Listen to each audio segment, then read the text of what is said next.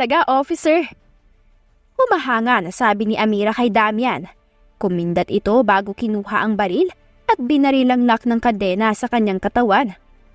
Stop teasing me. You're making me nervous. Pabalik na sabi ni Damian upang marinig ang isa't isa. Pero nawala ang ngiti sa labi nang makita si Wilson sa likuran ni Amira. Sinipa nito ang baril na hawak bago nilagay ang kutsilyo malapit sa leeg nito.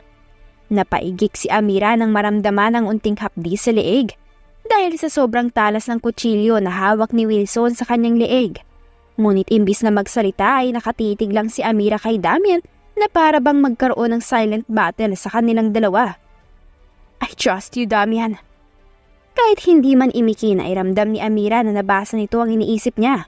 Kasabay ng pagkalabit nito ng gatilyo papunta sa kanya, pero mabilis ang kanyang naging kilos at yumuko at gumulong sa sahig.